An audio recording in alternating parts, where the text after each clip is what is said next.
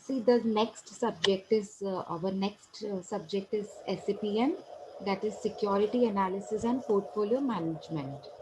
See, it is regarding all about securities, that is the money that we invest in shares, debentures, bonds, and another type of securities. And if it is diversified in different types of securities, it is known as portfolio. So how do a portfolio manager manages portfolio? We will talk about that also.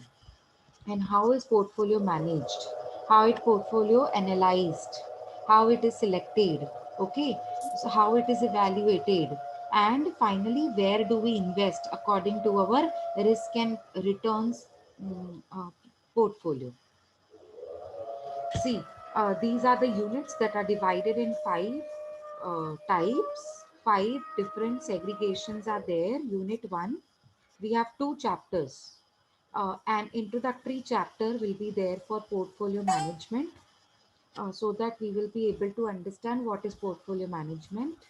And we have portfolio analysis and selection as a second chapter. Unit 2, we have portfolio revision and evaluation. In this chapter, we will learn how do we evaluate our portfolio, what in which type of security we are maximizing our returns and minimizing our risk factor. Okay, in this chapter, we will learn this. And fourth chapter, we have bond valuation. Unit 3, we have only one chapter, that is fundamental analysis. Unit 4, we have technical analysis. And Unit 5, we have two chapters again, EMT, that is efficient market theory. And next chapter, we have CAPM and APT.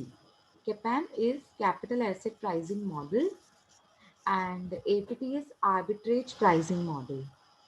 Okay, so these are two models to make us understand about the returns of the portfolio. Okay, so which portfolio gives you maximum returns? These are models. ठीक है ना? तो अभी ये जो आप देख रहे हो ना, सब्जेक्टिव 5 यूनिट्स में डिवाइडेड है. So I will have to start with introductory part so that you are able to understand the basics of portfolio and security analysis. Okay, so let us quickly begin with chapter number 1. See, first of all, what do you mean by investment? I hope you know what is investment. Investment, सबसे पहले तो आपकी investment एक asset होती है. It is an asset or an item that is purchased with the hope that it will generate an income. So, आपकी ये वो asset होती है जिसमें से आप expect करते हो कि ये बढ़ेगा फ्यूचर में और बढ़ के आपको returns earn करके देगा. It will appreciate in the future, मतलब बढ़ना चाहिए फ्यूचर में. It can be anything. Investment can be anything. Can be stock, can be bonds, can be mutual funds. It can be real estate. मतलब आप land खरीद के रख सकते हैं, घर खरीद के रख सकते हैं. It can be investment in derivatives. It can be investment in interest bearing accounts, जहाँ पे आप किसी को लोन दे दें और वहाँ से आपको इंटरेस्ट अर्न करने को मिल सकता है. It can be in jewelry, gold, silver, ornaments, anything. But it should be generating income in the future. उसे कहते हैं इन्वेस्टमेंट. दो दो आपके पास डेफिनेशंस दी हुई हैं. You can refer any one of them. According to me, second one is better. See, both are okay, but second one is better. Investment management is a process of managing money. सबसे पहली बात तो ये जब हम investment की बात करते हैं ना, तो हम कहते हैं कि हमने अपने जो हमारे पास लमसम अमाउंट ऑफ मनी था उसको हमने मैनेज किया. मैनेज कैसे किया? अपनी बजट के हिसाब से, बैंकिंग एंड टैक्सेस के हिसाब से, मतलब क्या क्या हमारे पास स्कीम्स है उसके हिसाब से. And also called as money management. इसको हम मनी मैनेजमेंट भी बोल सकते हैं इन्वेस्टमेंट को. ठीक है, क्योंकि हम ये भी तो देखते हैं कि ऐसी जगह पे इन्वेस्टमेंट करें जहाँ पे हमको टैक्स बेनिफिट्स मिले, इसीलिए उसको यहाँ पे बोला गया बैंकिंग एंड टैक्सेस. मतलब ये इसमें हम क्या क्या सोचते हैं वो बताया गया है. ठीक है ना? Meaning and concept of investment. अब ये थोड़ा मतलब उन्होंने अपने तरीके से थ्योरेटिकली और फिनेंस टर्म्स में बताया है कि इन्वेस्टमेंट का मतलब क्या होता है। अगर हम इकोनॉमिक टर्म्स में देखें तो इन्वेस्टमेंट का मतलब क्या होता है, कैपिटल गुड्स में इन्वेस्ट करना। कैपिटल गुड्स मतलब लॉन्ग टर्म, जैसे गवर्नमेंट इन्वेस्ट करती है ना रेल रोड बनाने में, फैक्ट्री क्लियरिंग बिल्डिंग्स बनाने में, ठीक है, या putting one self through college. मतलब आप है ना लॉन्ग टर्म इन्वेस्टमेंट सोचते हो, जैसे मैंने आगे चल के अगर एमबीए पूरा किया तो मैंने क्या फ्यूचर में अर्न करना है, मेरे फ्यूचर के लिए क्या बेनिफिट होगा, मतलब लॉन्ग टर्म इन्वेस्टमेंट, मतलब कैपिटल इन्वेस्टमेंट्स लॉन्ग टर्म। और अगर मैं बात करूँ फिनेंस के हिसाब से तो ये शॉर्ट टर्म भी हो सकता है, जिसमें आप एसेट्स में इन्वेस्टमेंट करते हो, जैसे लैंड खरीदना, बिल्डिंग खरीदना, हाउस प्रॉपर्टी खरीदना, स्टॉक शेयर्स बाय करना, बॉन्ड्स खरीदना। ठीक है ना, ये पूरा थ्योरी चैप्टर है, इंट्रोडक्शन चैप्टर है, जो हम we will try to cover it today only, because वो टफ नहीं है, बहुत इजी है थोड़ा lengthy but it is easy for you to understand.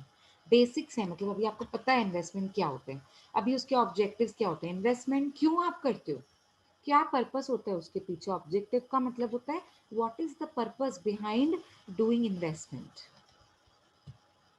ठीक है ना, तो सबसे पहले तो वो सेफ्टी देता है आपको, व्हाट इज, हाँ, what is aim, what is your goal behind the investments. Okay, तो सबसे पहले तो आपको सेफ्टी देता है। सेफ्टी किस बात की देता है कि आपका जो फ्यूचर में रिस्क है उसको कम करता है, और आपको रिटर्न्स प्रोड्यूस करके देता है। ठीक है, नेक्स्ट इज ग्रोथ, मतलब आपके लिए ग्रो, आपका जो अमाउंट ऑफ मनी अगर आप उसको घर पे लॉकर में पैक करके रखोगे तो वो बढ़ेगा नहीं, वेरएज अगर आप उसको इन्वेस्ट करोगे तो वो बढ़ेगा, ग्रो करेगा, इनकम जनरेट करके देगा। Third objective is income generation, मतलब आपका एक और नया सोर्स निकल आएगा जिसमें से आप अपना इनकम जनरेट कर सकते हो। सपोज आप जॉब करते हो तो जॉब से आपको सैलरी मिलती है, so job is one of the sources know through which you earn income. So that money can be put in shares, debentures, bonds, bank में एफडी करा दी आपने, तो बैंक में एफडी करा दी तो वहां से इंटरेस्ट जनरेट हो रहा है ना, सो आपकी इनकम से भी इनकम जनरेट हो रहा है। आपकी इनकम सैलरी, सैलरी आपने बैंक में एफडी के नाम पे सेव कर दिया, ठीक है ना, तो वहां से भी तो इंटरेस्ट जनरेट हो रहा है ना, सो इनकम पे income generation, so that type of income. ठीक, दीज आर द ऑब्जेक्टिव्स। कुछ और भी ऑब्जेक्टिव्स हैं, ये तो मेन ऑब्जेक्टिव्स थे, ग्रोथ, इनकम एंड सेफ्टी, ये तो आपके मेन ऑब्जेक्टिव्स होते हैं। क्या इसके अलावा भी कुछ ऑब्जेक्टिव्स होते हैं? हाँ होते हैं। मुझे ऐसे लगता है मैं ऐसी जगह पे इन्वेस्टमेंट करूं जहां पर मुझे ना टैक्स बेनिफिट्स मिले। आपने अभी सेम 3 में डायरेक्ट टैक्सेस पढ़ाया था, मैंने ही आपको करवाया था, उसमें Yes, हमने पढ़ा ma'am. था ना सेक्शन 80, पढ़ा था ना, Yes. याद है? सो Yes, ma'am. Yes. सेक्शन 80 का मतलब होता है जिसमें आपको ना टैक्स बेनिफिट्स मिलते हैं, एटीसी, जैसे इन्वेस्टमेंट्स का ही तो होता है एटीसी। आपने अलग Yes. अलग जगह पे इन्वेस्टमेंट किया, जैसे एलआईसी में इन्वेस्टमेंट किया तो एटीसी का आपको डिडक्शन मिलता है, बताया था ना। Contribution to statutory provident fund, recognised provident fund, tuition fees, अगर आपने घर के लिए लोन लिया है तो उसका प्रिंसिपल अमाउंट, जो आपने लोन भरते हो ना, आप रीपेमेंट करते हो, principal amount together with the amount of interest, उतना आपको डिडक्शन मिलता है। मैक्सिमम लिमिट होती है 1.5 लाख रुपए। तो आपने जितनी इनकम अर्न की है उसमें से आपका जितना टैक्सेबल अमाउंट है, सपोज आपका टैक्सेबल अमाउंट है 2,50,000 और आपका टैक्स का एग्जाम्पशन आपको मिल रहा है इन्वेस्टमेंट्स की वजह से 1.5 लाख रुपए, तो 2.5 लाख में से 1.5 लाख रुपए पे आपको टैक्स ही नहीं भरनी है, सिर्फ 1 लाख रुपए पे आपको टैक्स भरनी पड़ेगी फिर, तो हुआ ना आपका फायदा, इसे कहते हैं tax benefits. I you getting my point? Yes, Yes, ma'am. ma'am. Mute mute everybody mute, answer देकर म्यूट कर दीजिए। सी एक एक पॉइंट को उन्होंने यहाँ पे कैरेक्टरिस्टिक्स के एक्सप्लेन किया। Okay, now let us quickly shift to the next point.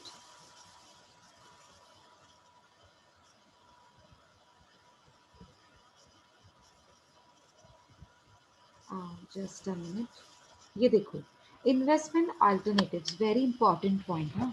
Investment alternatives का मतलब होता है choices, That means where I mean what are the options that you can choose to invest your lump sum amount of money in India. सो हम बात कर रहे हैं India में ऐसे कौन से वेन्यूज हैं, वेन्यूज का मतलब होता है दूसरे दूसरे अल्टरनेटिव्स, ऑप्शंस, चॉइसेस, जिसमें हाँ ऐसे कौन से ऑप्शंस है जिसमें से आप चूज कर सकते हो कि मुझे अपना पैसा यहाँ पर लगाना है। देखो बहुत सारे ऑप्शंस होते हैं, आप अपना अमाउंट इक्विटी शेयर्स में इन्वेस्ट कर सकते हो, किसी भी कंपनी, वेल नोन कंपनी में, डिबेंचर और बॉन्ड्स में इन्वेस्ट कर सकते हो, म्यूचुअल फंड्स में हम इन्वेस्टमेंट कर सकते हैं। आपने तो पूरा टॉपिक नहीं, आपने पूरा सब्जेक्ट किया है म्यूचुअल फंड्स के ऊपर, तो आपको तो अभी अच्छे से आइडिया होगी कि म्यूचुअल फंड्स क्या होते हैं।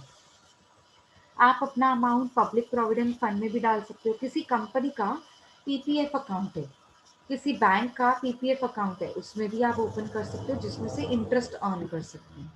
नेशनल सेविंग सर्टिफिकेट ये गवर्नमेंट की सेविंग बॉन्ड्स होती हैं। ये ना एक टाइप ऑफ बॉन्ड होता है जो गवर्नमेंट इशू करता है पब्लिक के लिए, और इसमें आप इशू थ्रू पोस्ट ऑफिस, इसको परचेज कैसे कर सकते हो आप, पोस्ट ऑफिस के जरिए।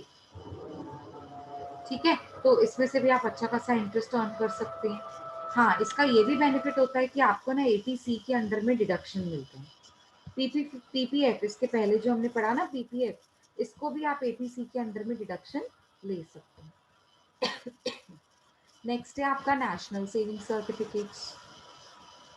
तो नेशनल सेविंग सर्टिफिकेट्स भी इनका भी डिडक्शन आप एटीसी के अंडर में ले सकते हैं। डिडक्शन मतलब टैक्स बेनिफिट आपको मिलता है। एक तो आपका बेनिफिट क्या है, आपकी इन्वेस्टमेंट हो रही है। दूसरा बेनिफिट क्या है कि आप इसमें से इनकम जनरेट कर सकते हैं क्योंकि इन्वेस्टमेंट करी हुई है।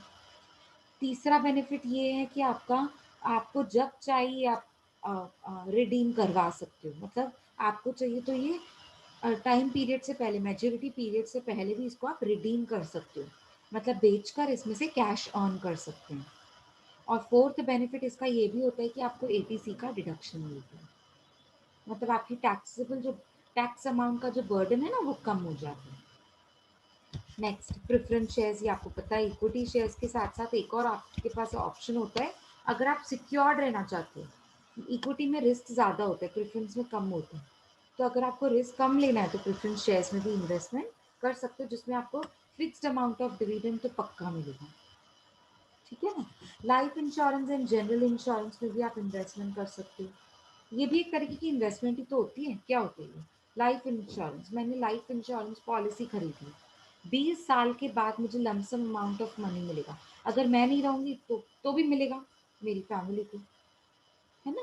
तो ये एक तरीके का इन्वेस्टमेंट होता है, जिसे कहते हैं लॉन्ग टर्म इन्वेस्टमेंट। नेक्स्ट होता है रियल एस्टेट। अब मैंने ना मुंबई में घाटकोपर में एक घर का एक फ्लैट खरीद लिया, बिल्डिंग में एक फ्लैट खरीद लिया, या फिर एक एक एरिया खरीद ली, लैंड लैंड खरीद लिया, वहां पे फैक्ट्री बना दिया, उसको रेंट पे लगा दिया, तो ये मेरा रियल एस्टेट हो गया ना। या फिर मैंने मैंने एक एरिया खरीद ली जहाँ पे वेरी एक्सपेंसिव एरिया, वहाँ वो ना पूरी पूरी कमर्शियल एरिया है। ठीक है, जैसे विक्रोली में आपने देखा होगा बहुत सारे एरियाज ऐसे हैं जो कमर्शियल एरियाज हैं। वहाँ पर मैंने एक अपना अपना एरिया खरीद लिया, ऑफिस खरीद लिया, जहाँ पे मैं अपना ऑफिस चलाती हूँ, अपना अपना बिजनेस चलाती हूँ। तो वो भी तो मेरे लिए एक रियल एस्टेट, मतलब एक इन्वेस्टमेंट हो गया ना। मैं जब चाहे उसे अपना बिजनेस भी चला सकती हूँ वहां पर ऑफिस में बैठकर, जब चाहे बंद कर दिया बिजनेस और उस ऑफिस को मैंने रेंट पे दे दिया। So it is a type of investment जिसे हम कहते हैं रियल एस्टेट। ठीक है। Next is gold. गोल्ड में भी हम इन्वेस्टमेंट कर सकते हैं, आज खरीद के रख लो कम प्राइस पे, और जब बढ़ेगा उसको बेच देना। So it is a type of investment. हमारे इंडिया में ना ये बहुत फेमस है, बहुत ऐसे करते हैं लोग, बिस्किट्स लेकर खरीद लेते हैं गोल्ड के। आपने देखा होगा, बिस्किट मतलब वो खाने वाला बिस्किट नहीं, ओके। गोल्ड में आप वो कॉइन जैसा होता है, बहुत मोटा कॉइन जैसा, वो आप खरीद के रख लेते हो, एंड देन मतलब जब गोल्ड गोल्ड का रेट बढ़ता है तो उसको बेच देते हैं, है ना। अच्छा, नेक्स्ट है आपका post office savings. Post office में भी आप अपने अकाउंट्स ओपन करके, फिक्स डिपॉजिट्स ओपन करके उसमें से इंटरेस्ट अर्न कर सकते हैं। और ये भी तो फायदा होता है ना कि हमारा पैसा सेव हो रहा है, और सेफ भी है, क्योंकि पोस्ट ऑफिस सेविंग मतलब गवर्नमेंट, पोस्ट ऑफिस सुन के ही नाम किसका याद आता है, गवर्नमेंट। तो गवर्नमेंट के मतलब हम ऐसी एरिया में इन्वेस्ट कर रहे हैं जो गवर्नमेंट सिक्योर्ड इंस्टीट्यूशंस है, मतलब हमारा अमाउंट ऑफ मनी सेफ है। ठीक है, पब्लिक डिपॉजिट्स में सेव कर सकते हैं, कोई भी पब्लिक डिपॉजिट हो सकता है, रिकॉग्नाइज पब्लिक डिपॉजिट हो सकता है, वो रिकॉग्नाइज प्रोविडेंट फंड हो सकता है, या किसी कंपनी का डिपॉजिट में आप जब इन्वेस्टमेंट करते हैं। हाँ, लेकिन ये अनसिक्योर्ड भी हो सकते हैं। अनसिक्योर्ड मतलब इसके इसके अगेंस्ट में आप ये नहीं कह सकते कि मेरा पूरा पैसा सिक्योर है। ठीक है, जितनी कंपनी की वर्किंग कैपिटल नीड्स होती है ना, उसको पूरा करने के लिए कंपनी लोगों से, पब्लिक मतलब लोगों से डिपॉजिट्स मांगती है लोन के जरिए। It is a type of loan that public gives to the company, और उसके ऊपर आप इंटरेस्ट अर्न कर सकते हैं। कॉर्पोरेट डिपॉजिट्स भी होते हैं, बड़ी बड़ी कंपनीज होती हैं, बड़े बड़े फाइनेंशियल इंस्टीट्यूशंस होते हैं, तो वो क्या करते हैं, कॉर्पोरेट डिपॉजिट्स लेते हैं। कॉर्पोरेट डिपॉजिट्स में लार्ज कमर्शियल कंपनीज होती हैं, पब्लिक इंस्टीट्यूशंस होते हैं, बड़ी बड़ी कंपनीज, जैसे रेलवे हो गया, जैसे रिलायंस टाटा बिरला कंपनीज हो गई, गवर्नमेंट एजेंसीज हो गई। ठीक है, वो लोगों से डिपॉजिट्स एक्सेप्ट करते हैं और इंटरेस्ट उनको पे करना पड़ता है। देखो, एक और चीज़ है जो गवर्नमेंट ने इन्वेंट करी थी, सुकन्या समृद्धि अकाउंट, इसमें भी आप इन्वेस्टमेंट कर सकते हैं। It is a saving scheme. किसने ये इन्वेंट करी थी, इनोवेट किसने करी थी, गवर्नमेंट ऑफ इंडिया। ठीक है, at parents of girl children, ये सिर्फ और सिर्फ उनके लिए ओपन किया गया था जो पेरेंट्स हैं गर्ल चिल्ड्रन के। मतलब अगर आपको गर्ल चाइल्ड है और अगर आप उनके लिए फ्यूचर में सेव करना चाहते हैं, उनके मैरिज के लिए, किन के मैरिज के लिए, गर्ल चाइल्ड, तो उनके अगर फ्यूचर एजुकेशन के लिए आप इन्वेस्टमेंट करना चाहते हैं, पैसा बचाना चाहते हैं। ठीक है, या yes, parents who have girl child. ठीक है, तो उनके एजुकेशन के लिए, उनके मैरिज के लिए, फ्यूचर, तो आप उस पर इंटरेस्ट अर्न कर सकते हैं 8.30%। ये कब ओपन किया गया था, जुलाई टू अक्टूबर 2017। इसमें आपको टैक्स बेनिफिट्स भी मिलेंगे। ठीक है ना, ये भी एक तरीके का अकाउंट है, इन्वेस्टमेंट है जो ओपन किया गया था गवर्नमेंट के जरिए, किन के लिए, पेरेंट्स के लिए हु हैज मतलब girl child. who have girl child. Yes, very good. अब नेक्स्ट है आपका यूलिप। यूलिप का मतलब होता है यूनिट मैम लिंक्ड। बैकग्राउंड आवाज आ रहा है बहुत। बैकग्राउंड में आवाज आ रहा है, म्यूट करो सारे। अभी ठीक है, unit okay. So ULIP is invest unit linked investment plan. ठीक है, अब ये यूलिप क्या होता है, अभी देखो, जब हम इक्विटी में इन्वेस्ट करते हैं तो उसमें रिस्क फैक्टर में बहुत ज़्यादा होता है, मतलब जितना रिस्क उतने रिटर्न्स, ऐसे बोलते हैं ना हम। आप जितना रिस्क लोगे उतने रिटर्न्स के चांसेस भी ज़्यादा होते हैं, डूब भी सकता है पैसा। हाँ, लेकिन जब हम यूलिप की बात करते हैं ना, तो इसमें रिस्क एंड रिटर्न्स को ना ऐसे ऐसे मेजर किया जाता है, ऐसा मेजर किया जाता है कि बेशक आप इक्विटी में भी इन्वेस्टमेंट करोगे ना, तो भी रिस्क थोड़ा कम होगा और रिटर्न्स अच्छे खासे मिलेंगे। मतलब आपने बेशक इक्विटी में इन्वेस्ट किया है, तो भी आपका अच्छा खासा इन्वेस्टेड, क्योंकि क्योंकि ये लिंक्ड है। यूनिट यूनिट मतलब equity, shares, debentures, bonds, unit, सारे type of units linked. Unit को किससे लिंक कर दिया, इन्वेस्टमेंट प्लान। मतलब आप बेशक इक्विटी में इन्वेस्टमेंट कर रहे हैं, बट 5 साल के बाद आप इतना तो जरूर अर्न करके निकलेंगे, because it is a investment plan.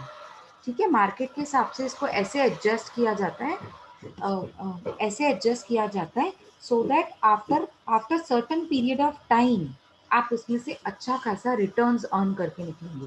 बेशक आपने उसका जो रिस्क फैक्टर है वो तो ज़्यादा लिया ही, मतलब इसमें ना रिस्क फैक्टर को भी एडजस्ट किया जाता है रिटर्न्स के साथ। मतलब सिर्फ रिटर्न्स ज़्यादा नहीं होते, सॉरी, सिर्फ रिस्क ज़्यादा नहीं होते, इसमें आपको गारंटी दी जाती है कि आप एक सर्टन पीरियड के बाद इतना अमाउंट ज़रूर जनरेट करके निकलेंगे। और इसका ये भी बेनिफिट होता है कि आपको टैक्स बेनिफिट्स मिलेंगे। 80C के अंडर में आपको यूलिप का डिडक्शन मिलता है। हाँ, लेकिन शर्त ये कि 80C में भी आपका 1.5 लाख तक लिमिट है। वो तो हमको पता है, हमने सेमेस्टर 3 में ऑलरेडी डायरेक्ट टैक्स किया हुआ है।